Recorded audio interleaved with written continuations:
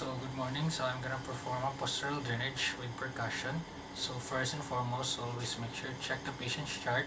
Make sure we obtain any information, and we also must include checking the patient's chest X-ray. So in that way, we're able to noted if what is the lungs that are being affected. So once inside, make sure we re-sanitize or wash our hands. Introduce ourselves to the patient, explain to them what's the purpose of this, such as it is a clearance technique where the position would also help you mobilize your secretions and also prevent your lungs from any collapse.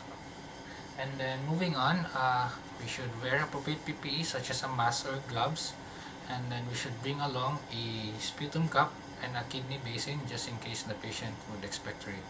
So first is we have to check the patient's ID band, make sure we obtain any confirmatory purposes, obtain any vital signs such as the SpO2 and heart rate, and make sure we always do our set of auscultation so that we're able to hear where is their abnormal lung sounds. So with this one, I've noticed the patient to have a problem with their lower lobes. So with this, I recommended to position the patient lying prone with the bed elevated at about with the head of the bed elevated at about 18 to 20 inches. So with that, we should always have a pillow in place where we should put it the patient's lower extremity, and also you should also have another pillow on top of it. So with this patient, make sure we also have to take note if the patient does experience any pain. Make sure we ask them. We also have to avoid spine and also rib fractures or any wounds or any surgical procedures present. And also another thing, a pacemaker, we should avoid that. And if the patient is a female, we should avoid hitting up in their breast area. So also, when doing this, it is ideally about 3 to 5 minutes, and then we should avoid any complications such as hypoxemia, increase of intracranial pressure, or even aspiration or vomiting. So if doing a postural drainage and percussion, if we don't have the percussor cups, that rubber thing, we can use our hands by positioning it like a cupped hand like that, and then where the affected side is where we're gonna percuss, as what I mentioned, in the lower lobes in the back. So we have to percuss it like that with our cupped hands.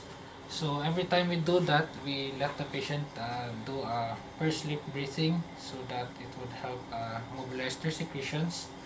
And then if the patient does able to experience any complications or adverse reactions such as hypoxemia or any dizziness or pain, we should immediately terminate the therapy. So once you're done, we should always let the patient reposition back with a sitting upright. In that way, they should be able to expectorate. We should have to obtain any specimen cup in place.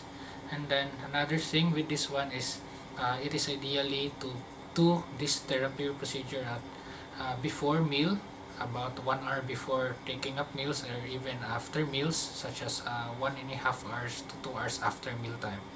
And then we can also suggest this one to the physician, especially if the patient does not have any nebulization treatment, or if they do have a nebulization treatment, we can do this therapy coinciding with the nebulization treatment. So because the benefit of the nebulization treatment, it does help loosen up your secretions. So with this, it would help mobilize even more. And then make sure we always have to, after repositioning patient, make sure we obtain post-vital signs. Make sure we're able to assess any outcomes such as improvement of breath sounds and the improvement of O2 saturation.